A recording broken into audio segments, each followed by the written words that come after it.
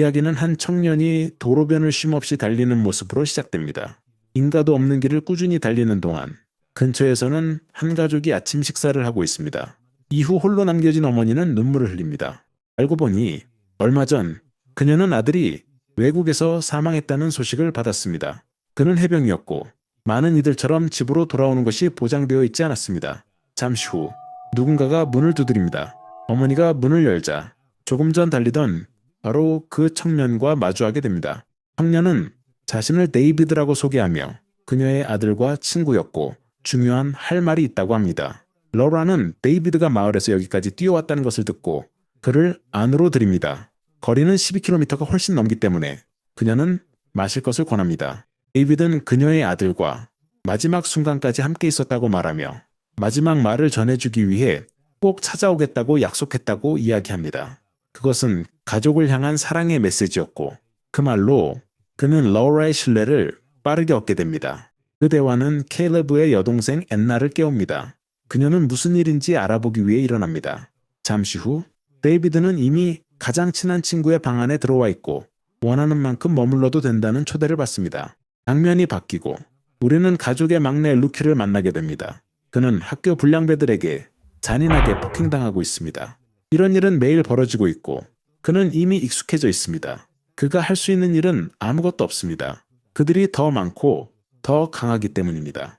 그날 밤 그의 어머니는 함께 저녁을 먹고 있는 데이비드를 소개합니다. 남편 스펜스가 돌아오고 그녀가 낯선 사람을 너무 쉽게 믿고 있다고 지적합니다. 언나는 아직 집에 돌아오지 않았습니다. 공원에서 지키와 함께 약을 하고 있기 때문입니다. 형을 이루는 슬픔을 견디는 그만의 방식이죠. 집에서 데이비드는 스펜서의 마음을 얻었고 술기운의 일자리까지 제안합니다. 다음 날 데이비드는 학교로 루키를 데리러 갑니다. 루크는 또다시 맞았습니다. 하지만 이번에는 데이비드가 누가 그랬는지 알아내고 싶어 합니다. 루크는 마침 트럭을 타고 떠나려는 한 무리의 빛들을 가리키고 데이비드는 그들을 추적하기 시작합니다. 그들은 술집에 멈춰서고 데이비드는 한잔하러 차에서 내립니다. 바텐더가 다가오자 데이비드는 매운 소스 샷 하나를 주문합니다. 하지만 불량배들에게는 코스모폴리탄 한 라운드를 주문합니다. 분명히 여성적인 술입니다. 술이 테이블에 도착하자 그 농담에 화가 난 녀석들은 둘을 두들겨 패기 위해 다가옵니다. 바로 그 순간 데이비드는 매운 소스샷을 우두머리의 얼굴에 던지고 싸움을 시작합니다. 데이비드는 모든 불량배를 두들겨 패기 시작하며 누구도 고통 한몫 없이 빠져나가지 못하게 합니다. 운동선수들에겐 다리를 부러뜨려 다시는 루크를 괴롭히기 전에 2번 생각하게 만듭니다. 싸움이 끝나자 데이비드는 돈다발을 꺼내 피해 보상으로 테이블 위에 $300를 올려두고 떠납니다. 그러면서 미성년자에게 술을 팔았으니 바텐더도 감옥에 갈 수 있다고 상기시킵니다. 데이비드는 차분히 루크의 호신술을 가르쳐주겠다며 러라를 안심시킵니다. 안나의 경우 그녀 역시 데이비드의 마음에 드는 면모를 발견하고 있습니다. 심지어 그가 적응할 수 있도록 그날 밤 파티에 초대하고 자기 친구 한 명을 소개해줍니다. 얼마 지나지 않아 데이비드는 그녀들을 모두 감탄하게 만듭니다. 그는 강하고 잘생겼고 매력적입니다. 그저 약이나 하는 다른 남자들과 비교하면 진짜 남자입니다. 파티는 한동안 계속되다가 데이비드는 앤나가 제이크와 함께 방으로 들어가는 것을 보게 되고 그것이 조금 마음에 들지 않는 듯합니다. 그는 그들을 따라가려 하지만 성가신전 남자친구 하나가 길을 막아섭니다. 그래서 먼저 그를 처리해야 합니다. 그리고 그건 2초도 걸리지 않습니다. 친구들은 데이비드의 잔혹함과 복함과 힘을 보고는 포기하고 물러나기로 합니다. 그의 행동은 앤나의 절친 크리스틴의 마음을 사로잡기에 충분했고 그날 밤 그는 그녀와 차카차카를 하고 그 뒤 다시 그곳에서 데이비드는 자신의 영향력을 이용해 약에 취한 한 남자에게서 총을 구해오라고 돌아오는 길에 안나는 남자친구와 계속 싸우고 있다고 털어놓습니다. 그는 계속 실수를 저지르고 아무런 포부도 없습니다. 그녀는 대학교에 가는 꿈을 꾸지만 시키는 그저 마약만 합니다. 그날 밤 모두가 잠든 사이 데이비드는 무서운 표정으로 깨어 있습니다. 그가 큰 비밀을 숨기고 있으며 위험한 사람이라는 것이 분명합니다. 안나는 그가 자신을 쫓는 사람들에 대해 전화로 말하는 것을 듣고 그래서 그가 위험한 인물인지 군대에 전화해 묻습니다. 전화를 받은 사람은 데이비드의 기록을 확인하고 사진이 일치하지 않는다는 것을 알아냅니다. 게다가 파일을 여는 순간 즉시 연방수사국에 알립니다. 그 순간 장면은 정부 사무실로 전환되고 우리는 에이지스 프로젝트 책임자인 리처드를 만나게 됩니다. 그는 그 전화를 알게 되자마자 무장 요원들을 태운 비행기를 명령합니다. 한편 데이비드는 무기를 사러 중독자들을 만나 흡족해하지만 돈 대신 둘을 죽이고 전부 챙기려 합니다.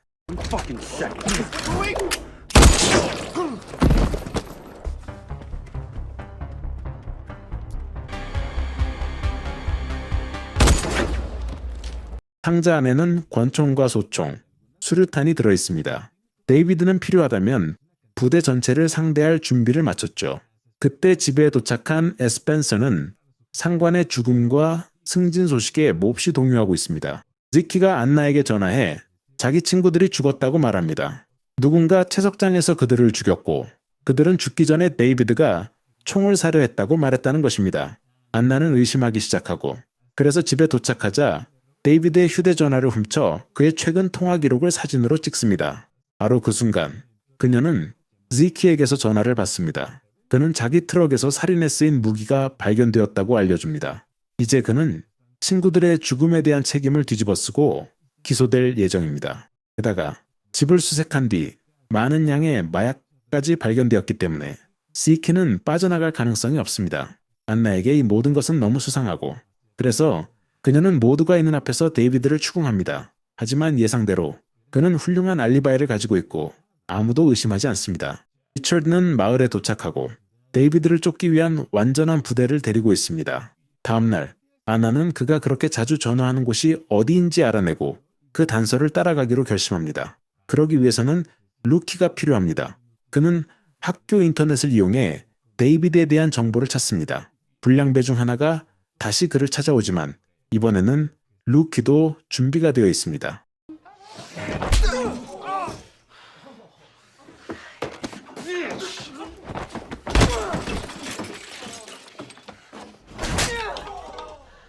루키는 결국 가해자의 광대뼈를 부러뜨려 퇴학당할 뻔하지만 데이비드가 개입해 상황을 바꿉니다.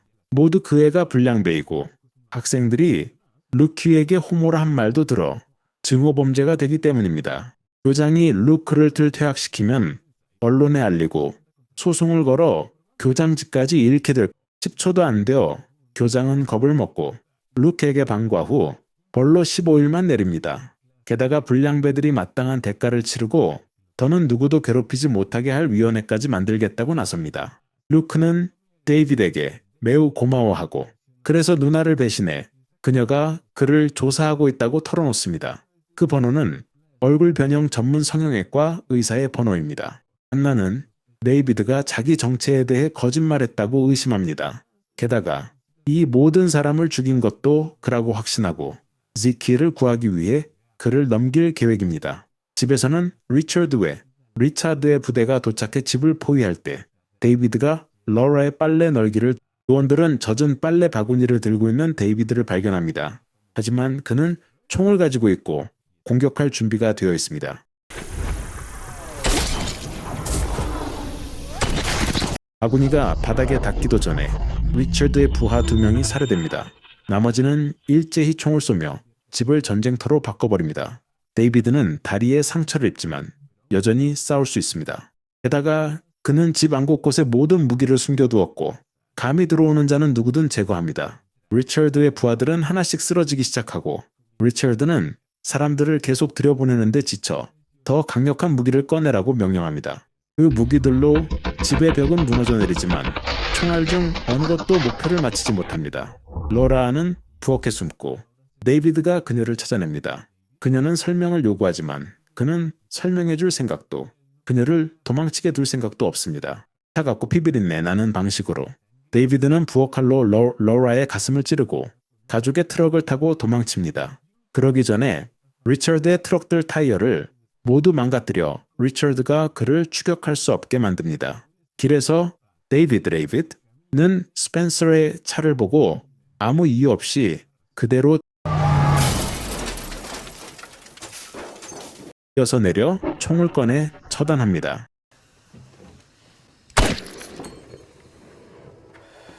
들판으로 걸어 도망친 리처드는 식당에 닿아 안나를 데려갑니다. 데이비드가 얼굴을 본 이들을 다 죽이기 전엔 마을을 안 떠날 거란 생각은 맞았죠. 식당을 나서자마자 훔친 미니밴을 탄 데이비드가 크리스틴을 살해합니다.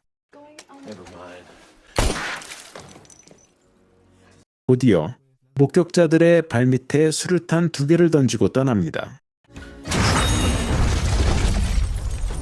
안나는 부모의 죽음을 알게 되고 이제 데이비드의 목표가 됩니다. 그리고 그는 분명 실마리를 없애기 위해 동생 루크를 찾으려 할 것입니다. 학교에 도착하자 리처드는 할로윈 장식들을 해치고 많은 방해 요소들 사이에서 루크를 찾아야 합니다. 놀이 시설들입니다. 도망치기 전 데이비드는 찾아낸 뒤 최대의 위협인 리처드부터 죽입니다. 이제 아이들을 찾고 루크는 숨고 앤나는 무대로 유인하려 소리냅니다. 데이비드는 핏자국을 따라가고 깨닫는 순간 안나가 그의 등 뒤에 서서 리처드의 총을 들고 있습니다. 그녀는 그에게 총을 쏘는 데 성공하지만 데이비드가 죽었는지 확인하기도 전에 그는 뒤에서 그녀를 덮쳐 다리를 찌릅니다. 그녀를 질식시키기까지 불과 몇 초 남지 않은 순간 루크가 나타나 그의 등을 찌르고 이어서 가슴에 한 번 더 상처를 입혀 불이 그곳 전체를 집어삼키기 전에 도망칠 수 있을 만큼 오랫동안 그를 쓰러뜨리는 데 성공합니다. 경찰이 도착해 남매가 무사한 것을 확인하지만 소방관들이 불을 끈 뒤에는 데이비드의 흔적이 어디에도 없다는 사실이 드러납니다. 그때 안나는 다리를 절며 핏자국을 남기는 소방관을 발견합니다. 그가 뒤를 돌아보자 데이비드였고 영화는 끝납니다. 여러분의 생각은 어떠신가요? 정말 대단한 영화였죠? 다음 영상도 클릭해보세요.